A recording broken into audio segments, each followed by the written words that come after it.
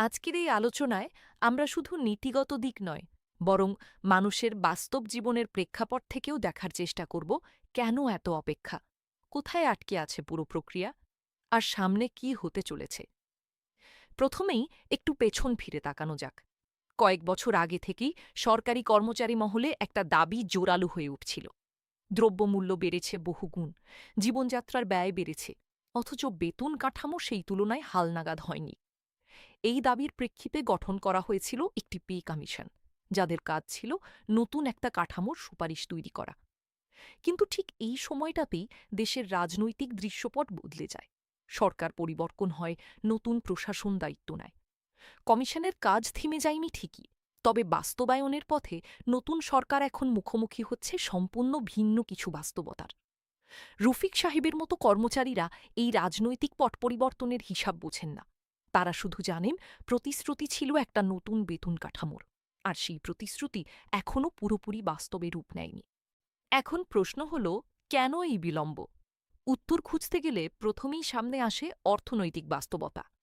রাষ্ট্রের কোষাগারে সীমিত অর্থ, রাজস্ব আদায়ের লক্ষ্যমাত্রা পূরণ করা কঠিন হয়ে পড়েছে, বৈদেশিক ঋণের কিস্তি পরিশোধ করতে হচ্ছে নিয়মিত, আবার রাস্তাঘাট, স্বাস্থ্য, শিক্ষার মতো উন্নয়ন কাজও থামিয়ে রাখা যায় না।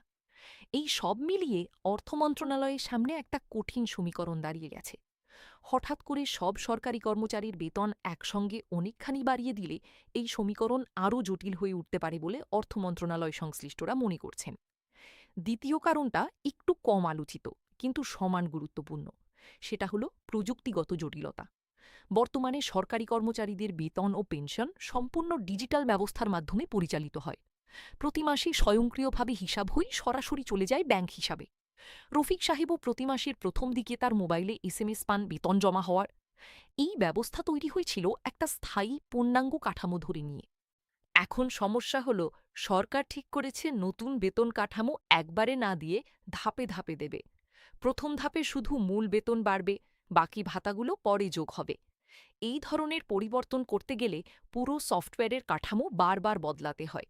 প্রতিটা পরিবর্তনের পর নতুন করে পরীক্ষা নিরীক্ষা দরকার হয়, যাতে কোনো হিসাবে ভুল না হয়ে যায়।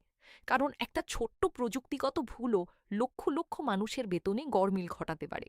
তাই প্রকৌশলী এবং পরিকল্পনাবিদরা অত্যন্ত সাবধানে ধীরে ধীরে এই কাজ এগিয়ে নিচ্ছেন। এই দুই বাধার মাঝেই এগিয়ে চলছে সমাধানের চেষ্টা।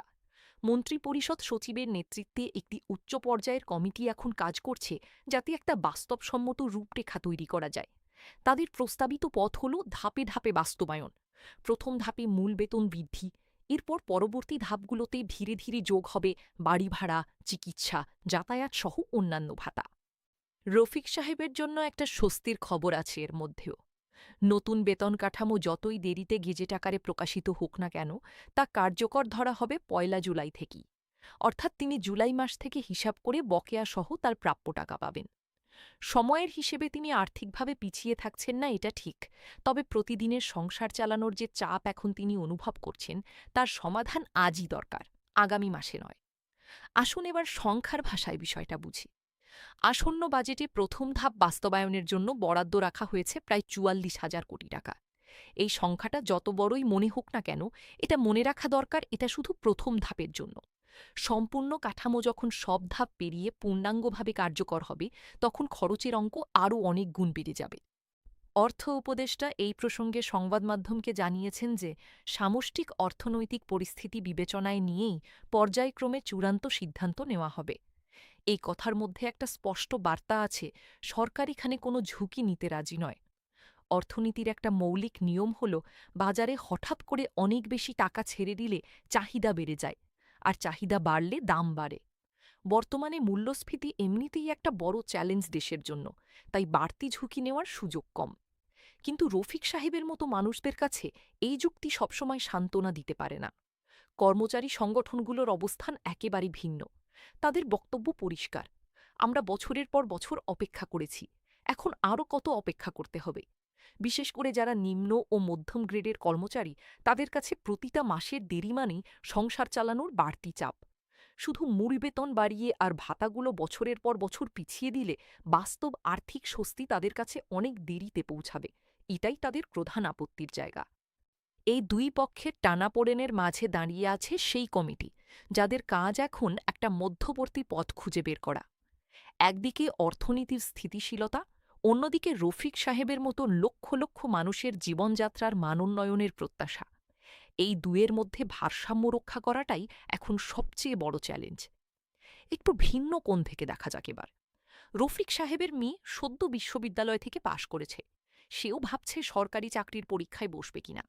কিন্তু বেতন কাঠামো নিয়ে এই দীর্ঘদিনের অনিশ্চয়তা দেখে তার মনে প্রশ্ন জাগে, সরকারি চাকরি কি সত্যি আর্থিকভাবে নিরাপদ একটা পথ? বিশেষজ্ঞরা বলছেন এটা একটা দীর্ঘমেয়াদী ঝুঁকি। বেতন কাঠামো যদি দীর্ঘদিন ধরে অনিশ্চিত এবং পুরনো থেকে যায়, তাহলে মেধাবী তরুণদের কাছে সরকারি চাকরির আকর্ষণ ধীরে ধীরে কমে যেতে পারে। আর প্রশাসনের কার্যকারিতা অনেকখানি নির্ভর করে সেখানে যোগ্য মানুষ আসছে কিনা তার উপর। আরেকটা দিক যেটা প্রায়ই আলোচনার বাইরে থেকে যায়, সেটা হলো পেনশনভোগীদের বিষয়। রফিক সাহেবের নিজের বাবাও একজন অবসরপ্রাপ্ত সরকারি কর্মচারী। তিনিও তাকিয়ে আছেন এই নতুন পে স্কেলের দিকে, কারণ বেতন কাঠামো পরিবর্তন হলে তার সঙ্গে সামঞ্জস্য রেখে পেনশনের অঙ্ক নতুন করে নির্ধারিত হয়। যারা সম্পূর্ণভাবে পেনশনের উপর নির্ভরশীল, বিশেষ করে বয়স্ক মানুষ, তাদের জন্য প্রতিটা মাসের বিলম্ব সরাসরি সংসার চালানোর সমস্যা হয়ে দাঁড়ায়।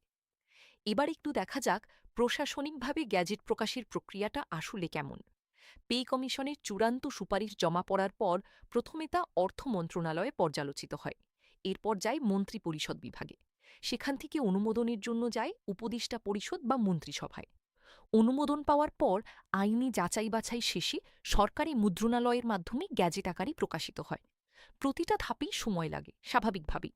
আর যেহেতু এবার ধাপে ধাপে বাস্তবায়নের একটা সম্পূর্ণ নতুন কাঠামো তৈরি করতে হচ্ছে, তাই স্বাভাবিকের চেয়ে বেশি সময় লাগছে এই পুরো প্রক্রিয়ায়। বিশেষজ্ঞদের মতামত এখানে দুই ভাগে বিভক্ত। একদল মনে করছেন ধাপে ধাপে বাস্তবায়নই সবচেয়ে বাস্তবসম্মত পথ। বিশ্বের অনেক দেশেই বড় ধরনের বেতন সংস্কার এভাবে ধাপে ধাপে করা হয়েছে, যাতে রাষ্ট্রীয় কোষাগারের ওপর একসঙ্গে বিশাল চাপ না পড়ে। তাদের যুক্তি অনুযায়ী ধীরে ধীরে বাস্তবায়ন করলে বাজেট ব্যবস্থাপনা সহজ হয় এবং মূল্যস্ফীতির ঝুঁকিও নিয়ন্ত্রণে রাখা যায়। অন্য দলের মত সম্পূর্ণ বিপরীত। তাদের আশঙ্কা, একবার ধাপে ধাপে বাস্তবায়নের প্রক্রিয়া শুরু হলে প্রতিটা পরবর্তী ধাপেও একই রকম বিলম্ব এবং জটিলতা তৈরি হতে পারে। ফলে যা কয়েক বছরে শেষ হওয়ার কথা, তা বাস্তবে হয়তো আরও দীর্ঘ সময় নিয়ে নিতে পারে। তাদের প্রস্তাব হল, সরকারের উচিত একটা স্পষ্ট সময়সীমা এবং রোডম্যাপ প্রকাশ্যে ঘোষণা করা, যাতে প্রতিটা ধাপ কবে নাগাদ বাস্তবায়িত হবে তা নিয়ে কোনো অস্পষ্টতা না থাকে। প্রশাসনিক বিশ্লেষকরা মনে করছেন সমস্যাটা আসলে শুধু টাকার বা প্রযুক্তির নয়, বরং যোগাযোগেরও। সরকার যদি স্পষ্টভাবে জানিয়ে দেয় কবে কোন ধাপ আসবে, কতটা বৃদ্ধি হবে, তাহলে রফিক সাহেবের মতো মানুষদের মনের অনিশ্চয়তা অনেকটাই কমে যাবে। কিন্তু চূড়ান্ত সিদ্ধান্ত এখনও প্রক্রিয়াধীন থাকায় সুনির্দিষ্ট কোনো তারিখ জানানো সম্ভব হচ্ছে না। রায়ে তথ্যের ঘাটতির জায়গা পূরণ করে ফেলছে নানা ধরনের গুজব এবং অনুমান, যা পরিস্থিতিকে আরও জটিল করে তুলছে। এবার একটু চোখ রাখা যাক বৃহত্তর অর্থনীতির দিকে। সরকারি বেতন কাঠামোর একটা পরোক্ষ প্রভাব বেসরকারি খাতেও পড়ে। অনেক বড় বেসরকারি প্রতিষ্ঠান তাদের নিজস্ব বেতন কাঠামো ঠিক করার সময় সরকারি পে স্কেলকে একটা মানদণ্ড হিসাবে বিবেচনা করে। ফলে সরকারি পে স্কেল নিয়ে যে অনিশ্চয়তা তৈরি হয়েছে, তার একটা ছায়া গিয়ে পড়ছে সামগ্রিক শ্রমবাজারের উপরেও। তাহলে এখন প্রশ্ন হল, সামনে কি অপেক্ষা করছে রফিক সাহেবের মতো মানুষদের জন্য? প্রাপ্ত তথ্য অনুযায়ী মন্ত্রিপরিষদ সচিবের নেতৃত্বাধীন কমিটি আগামী কিছুদিনের মধ্যে তাদের চূড়ান্ত সুপারিশ জমা দেওয়ার লক্ষ্যে কাজ করছে। এরপর তা যাবে উপদেষ্টা পরিষদের অনুমোদনের জন্য। সবকিছু পরিকল্পনা মতো এগোলে আগামী কয়েক মাসের মধ্যে প্রথম ধাপের গ্যাজেট প্রকাশিত হতে পারে বলে আশা করা যাচ্ছে। তবে যেহেতু প্রযুক্তিগত প্রস্তুতি এখনও সম্পূর্ণ হয়নি, তাই এই সময়সীমা সামনে পিছিয়েও যেতে পারে। সন্ধ্যায় বাড়ি ফিরে রফিক সাহেব প্রতিদিনের মতো আজও টেলিভিশনের খবরে চোখ রাখেন। আশা করেন হয়তো আজ কোনো নতুন ঘোষণা আসবে। এটাই এখন লক্ষ লক্ষ সরকারি কর্মচারীর দৈনন্দিন বাস্তবতা। একটা প্রতীক্ষা, যার শেষ কোথায় তা এখনও স্পষ্ট নয়। শেষ করার আগে একটা কথা বলা দরকার। এই পুরো ঘটনা প্রবাহ আসলে একটা বড় শিক্ষার গল্প। এটা দেখিয়ে দিচ্ছে যে একটা দেশের প্রশাসনিক সিদ্ধান্ত কতগুলো স্তরের মধ্য দিয়ে যায়। রাজনৈতিক পরিবর্তন, আর্থিক বাস্তবতা, প্রযুক্তিগত সীমাবদ্ধতা এবং মানুষের প্রত্যাশা সব মিলিয়ে একটা জটিল সমীকরণ তৈরি হয়। আর এই সমীকরণের সমাধান খুঁজে বের করাই এখন সরকারের সবচেয়ে বড় দায়িত্ব।